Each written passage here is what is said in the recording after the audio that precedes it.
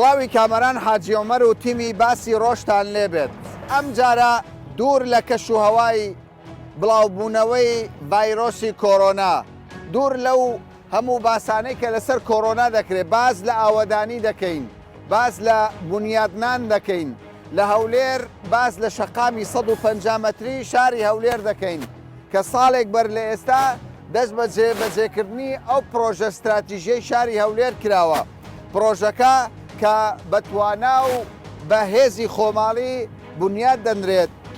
لە ماوەی وا بڕیاری لێدراوە لە ماوەی 1250 ڕۆژدا پرۆژە استراتیژیەکەی شاری هەولێر کە پێی دەگوترێت شەقامی 150 مەتری تەواو ببێت. ئێمە لەگەڵ کۆمەڵێک ئەندازیار کە ئێستا خەریکی بنیادنانی ئەو شەقامەن لەسەر ئەنتەر چینجین یەکتر بڕەکانین کە لێرەوە بۆ یەکەم جار لەسەر ئاستی عێراق ئینتەرچەینجێکی یەکجار گەورە لە هەولێر دروست دەکرێت. سڵاوتان لێبێت ماندوو نەبن. پێم بڵێ ئێمە باسمان لەوە کرد کە شەقامی 150 مەتری شەقامێکی استراتیژیە و بەپێی زانیاری من لەو شوێنێکی ئێمە ئێستا لی وەستاونەوە ئینتەرچەینجە گەورەترین ئینتەرچەینجە لەسەر ئاستی عێراق. چۆن ئەمە؟ خۆی ئینتەرچێنجی شەقلاوە لە پرۆژەی شەقامی 150 مەتری هەولێر بە گەورەترین ئینتەرچێنج دادەنرێت لە سەر ئاستی عێراق و ئێستاش ئێمە لە قۆناغەکانی جێبەجێکردنیدا چەندتان بڕیوە چەندتان چارەسەر کردووە؟ نیوەی ئینتەرچێنجەکەمان تەواو کردووە و لە نیوەی دووەمی کار دەکەین بەڵێ خۆشنامەچای خۆتان دەیبینن ئێستا لە ئەندەرپاسەکانیش دەکەین بەڵێ و لە کۆتایی بوونەوە نزیکە بەڕاستی ئەوە کارمەندان و کرێکاران بە تەواویشی باشە بۆ ئەمە لەسەر ئاستی عێراقیەکەمە هەتاوەکو ئێستا یعنی ئینتەرچێنجێکی لەم شێوەیە نەکراوە، یعنی معقولە لە بەغداش نەبوو بێ لە کوردستانە بووە. جیاوازەکەی چییە؟ جیاوازەکەی ئەوەیە لوپی زۆری تێدا و خۆشتان بەچای خۆتان دەیبینن ینی شەقامی سەرەکی و هەروە ئەو فلای ئۆڤەرانەی کە تێدا وە دەکات کە هەتا ئێستا لە عێراق شتیوە ئەنجام نەدراوە. ئێرە چەند شەقام بە یەکتر دەبەستێتەوە ئینتەرچێنج؟ ئێرە خۆی ئەو ئینتەرچێنجە شەقامی 150 مەتری لەگەر شەقامی سەرەکی هەولێر شەقلاوە بە یەکتری گرێ دەداتەوە و بە هیچ شێوەیەک هیچ ڕاوەستانێکی تێدا هیچ ڕاوەستانێکی تێدا تەنانەت بۆ ئەگەر بچێ کۆیە ئەگەر بچێ ئەنکاوە بچێ هەولێر بچێ شەقلاوە بچێ کۆمەلگاکانی بچێ کۆمەلگاکانیش بە هیچ شێوەیەک ڕاوەستانی تێدا. باشە ئەوەی کە دەبینم ئێستا کرێکارێکی زۆر کار دەکات لەم پرۆژەیەدا کرێکارەکان ئەوەی کە من جێ لە زمانیان ڕادەگرم بەشی زۆریان پێم وایە کوردی ڕۆژاوا بن وانە؟ تۆ کوردی ڕۆژاوای؟ ئەس کوردی ڕۆژاوام. تۆ کوردی ڕۆژاوای؟ هەموو لێرە کوردی ڕۆژاوا لێرە ئیش دەکەن گەل لە هین گروپ لەگەڵ هێ من گروپ گەل هین گروپ. تو بێژە من یان تەجروبەیەوە بەری هەبووە لە سەرڤەی پرۆژێ؟ ناوەڵا تەجروبە نینە بوو بەس ئەم هاتن ئێرە و گەل لە هین گروپ ما ئیش کرد و یاواش یاواش ئەم فێر بوون و ئەم باشە. شەوە بمە پشت ڕاست بین ستانداردی وە بێ پرۆژێوە ستانداردێکی باشە کوالیتەکی بەرزە. والله الحمد لله قوات خودێ ینی داما ینی ئەم بەرز بوون و ینی ئەو ئیشی خۆشی مە دروست کردی ئەو شیشی مەزبوطن یعنی ئەو چیمەنتۆی مەزبوطە هەموو عیلاج تێدا هەیە هەموو ئیشی مەزبوطن ئەو کرێکار هەمی کوردین ڕۆژاوا هەموو کوردی ڕۆژاوانە عەرەبژی ناودا هەیەژی کوردی باشووریش کوردی باشوور کوردی لێرێژە هەنە کوردی هەولێرژی هەنە باشە. تۆ پێم بڵێ ینی ئەو پرۆژەیە وا بڕیاری لێدرا بوو 1250 ڕۆژ دەبێتەوە. ئەرێ بەڕاستە ئەمە پێڕادەگەین هەرچەندە من دەبینم پرۆژەکە بەپەلە دەڕوە. ئەوەندەی کە تاوەکو ئێستا ئەنجام درراوە لەم پرۆژەیە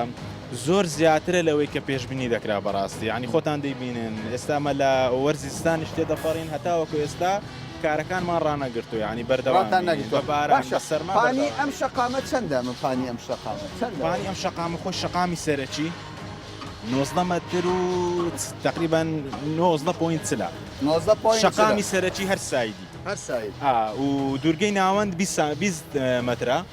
و شەقامە خزمەتگوزاریەکانیش 15 مەترە. باشە چەند شەقام لە خۆ دەگرێت؟ خۆی ئەگەر حسابی بکەینەوە بە ئەندازەی 4 شەقام لە خۆ دەگرێت. خۆت ئەگەر حسابی بکەیت شەقامی خزمەتگوزاریەکان دوو دانە و شەقامە سەرەکیەکەش 2 ساید دەکاتە 4 ساید ینی مەکە پرۆژی 150 متری ئەنجام دەدەین حسابی 4 ساید دەکەین 4 سایدە بەڵێ باشە لێرە چەند پرت هەیە ینی بۆ نمونە لێرە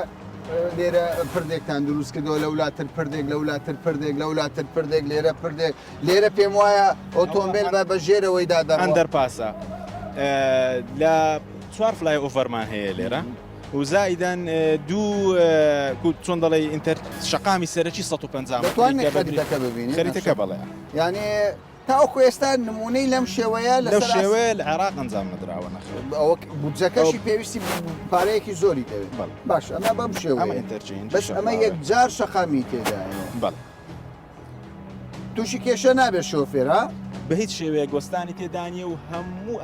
ڕێنمایەکانی هاتوۆش دەبێت ئەوە بەڕێبەراتی هاتوچۆ ڕێنمایی بۆ دەردەکا کە خێرایی چەند شەقامێکی یەکجار زۆری تێدا بەڵێ چەند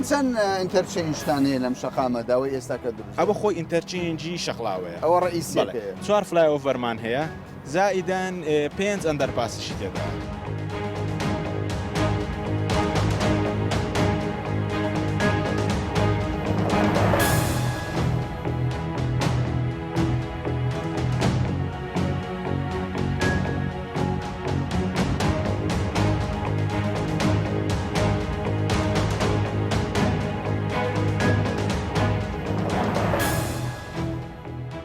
کاک سەرتی پێم بڵێ ئێوە وەکو سەرۆکاتی شارەوانی هەولێر چۆن تەمەشیان پرۆژەیە دەکەن کارەکان چۆن بەڕێوە دەچن بەڵێ طبعاً پرۆژەی دروستکردنی شەقامی 150 متری خێرا یەکێکە لەو پرۆژە گرنگ و استراتیجیانەی ژێرخانی ئاوەدانی پایتەختی هەرێمی کوردستان ئەم پرۆژەیە ڕینگەکە بە کاملی نزیکەی 70 کیلۆمەترە ئێستا ئەو بەشەی ئەو گرێ هەر چوار دەورەی هەولێر هەر چوار دەورەی هەولێر دەسوڕێتەوە درێژەکەی نزیکەی 70 کیلۆمەترە ئێستا ئەو بەشەی کە جێبەجێ دەکرێت گرێبەستی یەکەم کە دراوە بە قۆناغی یەکەمە قۆناغی یەکەمە کە درایتە کۆمپانیای هێمن گروپ درێژەکەی 14 کیلۆمەترە لە شەقامی سەرەکی هەولێر کوێ دەست پێ دەکات تا شەقامی سەرەکی هەولێر بەحەرکە کارەکان ئێستا بە زۆری ئێمە لە ئەو ئینتەرچێنجەی ڕێگای شەقلاوە دەستمان پێکردە تا ئینتەرچێنجی ڕێگای بەحەرکە نزیکە 8 کیلۆمەترە کارەکان بە زۆری لەو شوێنەی کە ئێستا ئێمە لەگەت جەنابەت دوات چاو پێکەوتن دەکەین کارەکان لێرە بە شێوەیەکی ڕێک و پێک و دەمانگەیش دەکەن وانە لە مانگی چواری ساڵی ڕابردوو لە مانگی چاری ساڵی ڕابردوو باشە ئەو شەقامە ئەگەر تەمەشای ئەوە بکەین ینی ئەم قیرە بکەین ئەوە بۆ خۆی جوان ئەوەتان کردووە دیراستان کردووە پشکنینتان بۆی کردووە کوالیتەکەی چۆنە بڵێ طبعا ئەمە یەکەم چینی قرتاوکردنە باین پێ دەڵێن بە ئەستوری 7 سانتیمەتر و نیوە دیزاینەکەی بۆ کراوە هاوچێشەکەی لەلایەن بەڕێوەبەراتی تاقیگەی بیناسازی هەولێر ئەپروف کراوە و ڕۆژانەش تێستی ئەو تاقیکردنەوە پێویستوانەی بۆ ئەنجام دەدرێت بۆ دڵنیابوون لە کوالیتەکەی وەکو دەشی بینن ستاف و مەکاینێک و خەڵکێکی شارەزا کاری لەسەر دەکا و ئێمە ڕۆژانەش وەکو سەرپەرشتیان لەلایەن سەرۆکاتی شارەوانی هەولێر بەدوا داچوون بۆ کارەکان دەکەین تا ئێستا لە خۆشبەختانە هیچ کێشەیەکی وامان لە کوالیتی و لە بەڕێوەچوونی کوالیتەکەی باشە بەر لەوەی بگەین بەو قیرە بەر لەوەی بگەین بەو قیرە چەند ستێپتکە هەیە لە ژێرەوە طبعاً کارەکانی دروستکردنی ڕێگا بەچەند قۆناغەکە بیدات کاری خۆڵکاریە کە کاری خۆڵکاری تاوا بوو دەگەی فۆرمەیشن لێڤل سەبگرێت لە دوای سەبگرێت دوو چینی تێکەڵەمانەیە کە پێی دەرێن سەب بێز هەریەکەیان باسووری 20 سانتیم لە دوای دوو چینە سەب بێزەکە دوو چینی بیس کۆرسمانەیە بەردیشکا و هەریەکەیان باسووری 15 سانتیم لە دوای ئەو سێ چین قرتاومانەیە دوو باە تەمەنیان درێژ دەبێت ئینشاءڵڵا تەمەنیان درێژ قرتا و دویان 7 سانتیمونی و 7 سانتیمونی و ئەستوری چینی کۆتایش بە پۆلی بەرزە ئینشاءڵڵا لێرە هەندێک بەرزە پر دەبینم ینی جیاوازە لەگەر 120 متری پێم وایە ینی شوێنی سوورانەوە ئەوەی 120 متری لەسەر زەویە بەڵام لێرە بەرزە پردی زۆر دەبینم ئەو جیاوازە چییە؟ لە شەقامی 150 متری خێرا بۆ کار ئاسانی بۆ هاوڵاتیان بۆ ئەوەی هاوڵاتی بتوانێت لە سایدێک بستە سایدێک کە بەبێەوەی کێشە بۆ هاتوچۆ دروست بکە وەروەکو دەبینن شێوەی یوتێرن فلای ئۆڤەرمان بەکارهێناوە کە ئەمە شێوازێکی نوێ و قەرەبارغی و جەنجاڵی هاتوچۆ لەسەر شەقامەکە دروست ناکە و ئاسانکاریێکی باشە بۆ هاوڵاتیان زۆر باشە ئەمە دوو شەقامی سەرچیە لە ناوە ڕاستەکەوانە یەکیان لێرەیە یەکیشیان لێرە ئەمە 20 متر پانیەکەیتی شەقامە سەرچیەکان هەرێکیان بەپانی 20 مەتر قیرتاوە واتە 4 لێنی ڕئیسی لەگەر 3 مەترونی و ئیمێرجنسی لیتمانەیە لەگەر مەترونی وەش هەرشۆڵ دەرمانەیە لە دوای ئەو دوو شەقامی خزمەت گوزاری بەپانی 20 مەتر دێ بە دوو ئاراستە کە ئەوانیش هەرێکیان 8 مەتری سافی قیرتاوە بۆ بە دوو ئاراستەی جیاواز لە هەردایان باشە لەولاش شەقامی خزمەت گوزاری هەیە بەڵێ لە هەردوو لە هەیەی لە هەردوو لە دوی ژوورەوە و دیوی دەرەوە شەقامی هەروەکو باسم کرد سەبارەت بە پردی پەڕینەوەی هاتووشۆ بە پیادە بەڵێ ئەوەشتان حساب بۆ کردووە لەسەرت دەتوانن جەنابتان تەسویر بکەنەوە لە چەند شوێنێک دەستمان پێ کردووە و کارەکانی لە کۆتاییدا بۆ ئەوەی هاوڵاتی پیادە بتوانێت بە شێوەیەکی ئاسان و بەبێ ئەوەی تووشی هیچ ڕوودا و گیرروگرتێک بێ بپەڕێتەوە باشە بەس کاک سەرتیم لە 120 جار هاوڵاتی گلەیی دەکرد دەگە شوێنی دەرچە کەمە دەرچە کەمە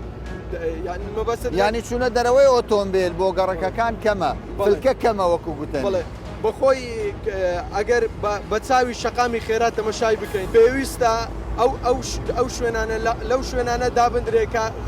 شەقامی خزمەت گوزاری ئاسی شەقامی خزمەت گوزاری لەگە ئاستی شەقامی خێرا ئاستەکان ئیلیڤیشنەکان لێگنێزیکە تا بتوانێت دروست بکرێت ئەگەر لە هەر شوێنێک بتوێ شتێکی وا دروست بکەیت ئەو شەقامە خێرایە خاصەتی خۆی لەدەست دەدەکە ڕوودا و زیاد دەکە بە شەقامێکی خێرا ئەو کاتی هەژماری بۆ ناکرێت بۆی ئەوە بەگوێری ستانداردی خێرایە ئەو ستانداردی ئێرەش سەوزاییە هەمووی ئەوە دوورگەی ناوەندیە بەپانی 20 مەترا دەبێتە سەوزایی لە داهاتوو ئینشاءڵڵا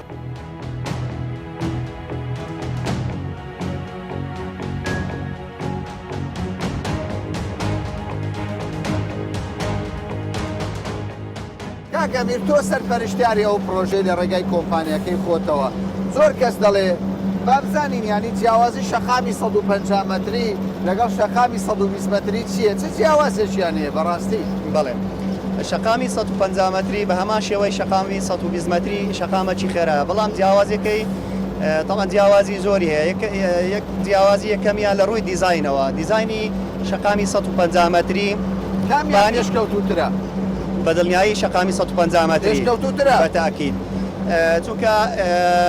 پانی ڕێگاکە کە دەڵێن 150 مەتر پانی ڕێگاکە بە ڕێگا سەرەکی و ڕێگا خزمەت گوزاریەکان هەمووی 150 مەترە بۆ هەر ئاراستەیەک شەقامی 150 مەتری پانیەکەی 19 مەتر و نیوە و شۆستەی ناوەندی 20 مەترە لە هەمان کەوایە فراوانترین شەقامە فراوانترین شەقامە باش ئەمە لە یەکەم جارە لە کوردستان ئەم پرۆژەیەکی وا استراتیژی دروست ببێیان هەبووە پرۆژێوە ئەو شەقامە لە هەرێمی کوردستان بە گەورەترین پرۆژە دادەندرێ و جیاوازی تریشی هەیە لە ڕووی دیزایانی شەقامەکە کە ئەو ئینتەرچێنجانەی لە شەقامەکە بەکارهاتووە بۆ نمونە ئینتەرچێنجی ڕێگای شەقلاوە کە تۆربای ئینتەرچێنجە بۆ یەکەم جار لە هەرێمی کوردستان و لە عێراق و حتا لە ناوچەکەش بەکاردەوە لە ناوچەکەش دڵنیایی لە ناوچەکەش و دەیبینن لە کاتی وێنەگرتن کە بە دیزاینێکی زۆر جیاوازە بۆ لە ڕووی دیزایانی پرۆژەکە ویستمان یەکەم شت لە ڕوانگەی ئەندازیاری کە سوڕانەوەی ڕۆیشتنی ئۆتۆمبیلەکان خێرایی زیاتر بکەین لەو ئینتەرچێنجە و ئەوە یەک لە مەیزاتی ئەو ئینتەرچێنجە وایە کە با بڵێن لە ئینتەرچێنجە ئاساییەکان خێرایی 40-50 بەڵام لێرە حتا لە ئینتەرچێنجەکان خێرایی تەسمیمی لە 70 کەمتر نییە لە سەتا چەندی ڕۆیە پرۆژەکەتان پرۆژەکە 165 لێ جێبەجێکراوە ناغی یەکەم هەر بەگشتی پرۆژەکە 165 جێبەجێکراوە بۆ تاوان پرۆژەکە 70 کیلۆمەترەوە بزانێت بە هەندێک ڕوونکردنەوە بدەم لەسەر 70 کیلۆمەتر هەموو چێوەی ڕێگای 150 مەتری خێرا بەڵام ئەمە بۆناغی یەکەم 14 کیلۆمەتر لەو پرۆژەیە جێبەجێ دەکەین لە حەفتەی 2010 دەستی بەکارەکانی کردووە بە گوێرەی پلانی خۆمان دەوایە لە 2021 تەواو بکرێ پرۆژەکە بەڵام بە گوێرەی ئەو پلانەی کە لە بۆمان داڕشتووە کۆتایی ئەو ساڵ ئەو پرۆژەیە کۆتایی ئەم ساڵ ئەو پرۆژەیە تەواو دەکەین یعنی دەکەوێتە خزمەتی هاوڵاتیانەوە لێرە هاوڵاتیان دەتوانن ئەم شەقامە بەکار بەدڵنیایی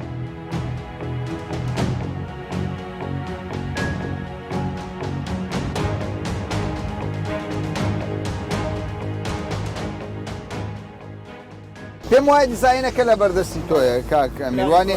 پلانی پرۆژەکەیە یعنی هەندێک جار دەگوترێت شەقامی خێرا هاوڵاتیان دەڵێن دەرسەی کەمە ئێوە دەتوانن شەقامی خێرا لەگەڵ شەقامی ئاسایی تێکەڵی بکەن ینی دەرسەکانی زیاتر بێ کامەرانە دیزایانی پرۆژەکە لەو پرۆژەیە حسابی هەموو شتێکمان کردیە بەڵێ طبعا ڕێگا سەرچێکە و ئەوە ئێستا ئەوە کامەیەوە ئەوە پرۆژەکە ئەوەیان چواریانی ڕێگای شەقلاوەیە ئەوە استراتیژەکەیە ئەوە بەزەبەت وەکو باسم کرد ئەو چواریانە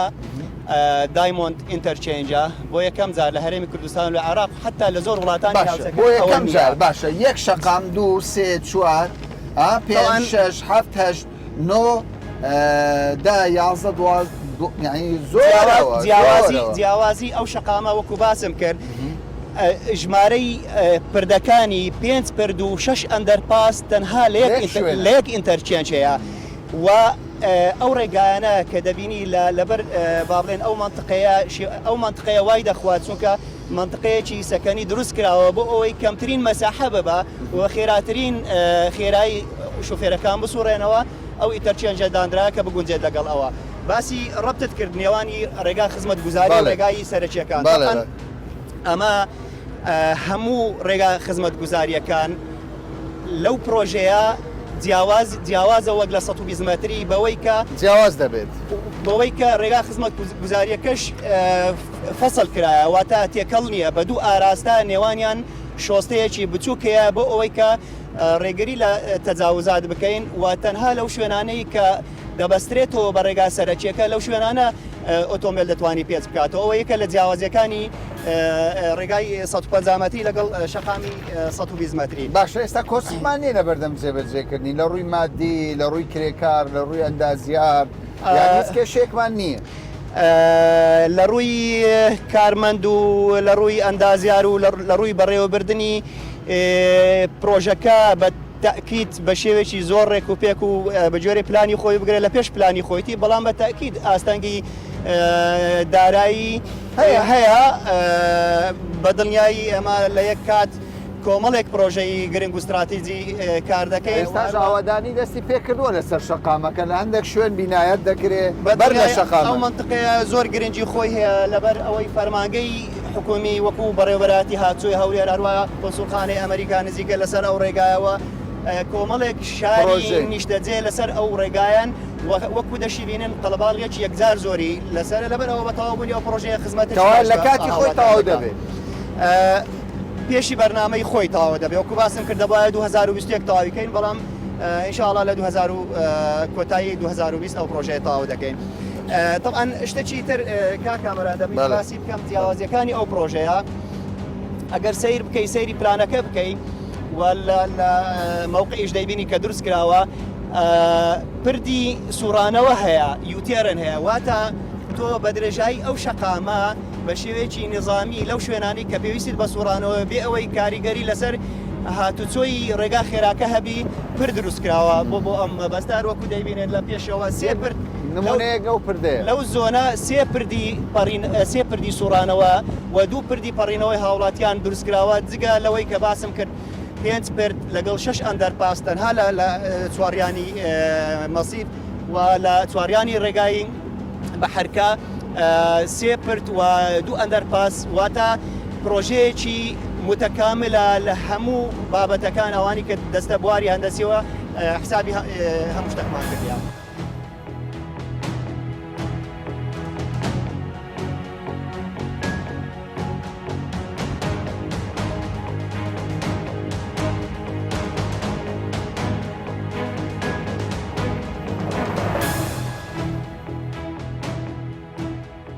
خەڵکێکی زۆر لە هەرێمی کوردستان چاوەڕێی تەواوبوونی پرۆژەی شەقامی 150 مەتری دەکات بە تایبەت دانیشتوانی هەولێر و ئەو کاسبکارانەی کە بەردەوام تیجارەت دەکەن لە هەولێر بۆ شوێنەکانی تر هاتوچۆ دەکەن پێویستیان بەو شەقامە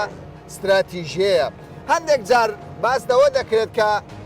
ئەم پرۆژەیە چۆن جێبەجێ دەکرێت زۆر جار باس لە قەیران دەکرا بەڵام بە پێی زانیاریەکانی ئێمە کە من لەگەڵ کۆمپانیاکان خاوەنی ئەو کۆمپانیایە قسەم کردووە باس دەوە دەکەن کە کە پرۆژەکە لەسەر گیرفانی خۆیان جێبەجێ دەکەن ئەوان دەڵێن کۆمەڵێک پرۆژەی گرنگمان لە هەرێمی کوردستان جێبەجێ کردووە بە تایبەت لە هەولێر ڕێگای هەولێر گۆپاڵ ڕێگای 120 متری ئێستا شەقامی 150 متری دەڵێ هەموو پرۆژەکە لەسەر گیرفانی خۆمانە تاوکو ئێستا حکوومەت یارێم پارەی شەقامی 120 متریشی نەداوە بەڵام ئێمە ئەوەکو خۆیان دەڵێن ئێمە خۆشەویستیمان بۆ هەرێمی کوردستان و هەولێر وەک پایتەخت ڕێگا نادەین پرۆژەکە تاخیر بێ و دەبێت لە ماوەی دیاریکراویش زووتر پرۆژەکە تەواو ببێت قسەی زۆر لەسەر ستانداردی ئەو پرۆژەیە کاکەڵمە تۆ ئەندازیاری ئەو ئینتەرچێنجی بەحەرکەی ئێستا بەڵێ ئێستا ئەوە لە تقریبا لە پردی بەرزەپردی بەحەرکەی قەدیمین قەدیمن بەڵێ ئێستا ئەوە خەریکن بەرزە پردەکە دروست دەکەین ئەوە چەند مەتر قۆڵەوە طبعا ئەگەر سەیری درۆینگەکانی ئەم دیزاینە بکەیت طبعا لە دوو ئەباتمنت پێکاتەوە زایدەن لە ناوەڕاستیشەوە چەندین پیری تێدا تەسمیم کراوە واتە ئەو دسرا تقریبا لە دەستپانی گێدەر پێکاتوە هەر یەک لەم فاوندێشنانە ئلیڤێشنات و بڕینی قوڵای جیاوازیان هەیە حەسەب ناتوڕال گراوندی خاچی سروشتی دەوروبەری ئەم سترکشەرە ئەوەی ئێستا دەیبنن تقریبا تا ئێستا 3 مترمان حەفر کردووە لە پاشە چی لێ دەکەن لە پاشەوە ڕاست دەکرێتەوە بەهۆی لیڤڵاتی پێم بڵێ ئەوە ئەندازیارەکان بەڵێ بەڕاستی هەرگی خۆمانن بەڵێ بەتاکیدەوە سەرپەرشتوان ناکە نەخێر ناوەڵە هیچ نازم کوردیەکەم چۆنە کوردی خۆمان دەچێت بڵێ من ئەندازیاری سەرۆکاتی شارەوانی هەولێرم لە سەرۆکاتی شارەوانی هەولێر کەوایە سەرپەرشتیاران هەمووی کوردن بەڵێ خەڵکی خۆمانن بەڵێ پێویستیمان بە تەجروبەی بێگانە نییە خۆمان خاوەن تەجروبەکەی بەڵام پێم بڵێ ئێستا شەقامی 120 متری ستانداردێکی باشی هەیە وەو شەقامەی کە دەکرێت لە هەرێمی کوردستان خەریکە ینی تر خەڵک متمانە دروست دەبێت لە نێوان کۆمپانیەکانی خۆمانی و کۆمپانیای بێگانە ینی پێشتر خەڵکێک دەگۆ کۆمپانیەکان بۆ سۆزانە کار ناکەن چۆن ئەم ستانداردە ینی ئەم پێشتر تەجروبەتان نەبووە بەڵێ بەخۆت تاوان پێشتر زانیتان شەقامی 120 کە نزیکەی 30 کیلۆمەتر بوو هەر هەمان ستاندەری هەبوو هەم بە ستاندەری عێراقی و هەم پابندی ستاندەری ئاشتۆی ئەمریکیش بووین خۆتان بین بەڵێ ستاندەری ئەمریکیە بەڵێ و عقدەکەش لەسەر ستاندەری عێراقی سۆر بکە هەمووی وەرگیراوی ستاندەری ئاشتۆی ئەمریکیە 150 بە هەمان ستاندەر بەکار هاتووە هەم لە ڕێگەی هەم لە ناحیەی جێبەجێکردن و هەم لە ناحیەی کوالیتی ماتریالەکان بە هەمان تێست و میثۆدی ئاشتۆی ئەمریکی فەحز دەکرێتن لە مختبەرەوە کوالیتێکی ئەمریکیە باشە سەبارەت بە ئەرهەژین ئێوە لە سەرۆکاتی شارەوانین ئەندازیارن تەجروبەتان هەیە گرنتی ئەو شەقامانە چەند ساڵە ینی بەڕاست تەمەنیان درێژە یانیش پاش 6 مانگ ساڵێکی تر نەخێ خۆی ئەگەر جیاوازی لە بینی شەقامەکان لەگەڵ مەبانیەکان و ئەو بینایە بەرزانە ئەوێ ئێمە وی دیزاین ڕۆد تو فێل واتە ئەمە ڕێگەیە دروست دەکەین لە ئەوەی لە نقطەیە کا فەشەل بێنی یعنی زادە لە هیچ شار و شارۆچکەیەک نییە بە هیچ ستاندەرێک نییە کەەوە نەتوانرێ فەشەلی پێ بینرێ ئیلا تەمەنێکی هەیە واتە تەمەن عاملێکە لە کاتی دیزاین لە معادلاتی دیزاین و سترکشەری ئەم ڕێگایە بەکاردێ واتە هەموو شەقامێک لە ساڵێکە واتە عمرێکی دیاریکراوی بۆ دادەدرێ لۆژەکردنەوەی پێویستە بەبەردەوام پێویستە ساڵانە چەند ساڵ جارێک نۆژەنکردنەوەی پێویستە چونکە ئەمە بەخۆمان دەزانین ڕێگا دوژمنی زۆرە یەک لەوانە لۆدەکانن و یەک لەوانە مەسەلەن ئاوا بەڵێ زۆریشە ئەیزانەکانی چی بوو گوتمان لۆدەکانن کە بەڕاستی سایەقەکان زۆر پامبەندی ئەو لۆدانە نینەواتە ئەو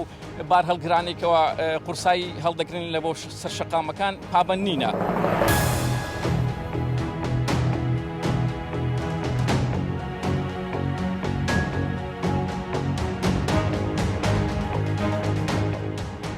بەر لە خەڵک حکوومەتی هەرێمی کوردستان وەزارەتی شارەوانی و ئاوەدانکردنەوەی حکوومەتی هەرێمی کوردستان هەردوو وەزارەت ڕێگاوبان و شارەوانی و کۆمپانیای سەرپەرشتی کاریش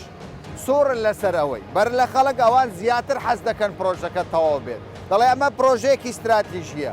لەسەر ئاستی عێراق هەرێمی کوردستان تەنانەت باز لە ناوچەکەش دەکەن دەڵێن پرۆژەی وا گەورەی استراتیژی نەکراوە بۆیە حەز دەکەین زوو لە هەرێمی کوردستان و لە هەولێری پایتەخت سیمای بجوانی پێ ببەخشرێت لەگەڵ ئەوە دەکە پرۆژەکە زۆر گرینگە زیاتر لە 1000 کرێکار و ئەندازیار و کارمەندی جۆر بە جۆر لەم پرۆژێ و پرۆژەکانی تریش کار دەکەن ئەوان دەڵێن سوڕین لەسەر ئەوەی لە ماوەی دیاریکرا وە زووتریش تەواو بکەین و جێش بە هیچ نادەین پارە هەبێت یاخود نەبێت دەبێت پرۆژەکە تەواو بکرێ و وا بکەین خەڵکی هەولێر و خەڵکی کوردستان دڵخۆش بن بەکردنەوەی شەقامی 150 مەتری کە چاوەڕێ دەکەنەوەن لە پێش کۆتایی ساڵی 2020 ئەم شەقامە استراتیژیەی هەولێر بکەوێتە خزمەتی هاوڵاتیان تا باسێکی دیکە و بابەتێکی دیکە بەخواتان دەست پێ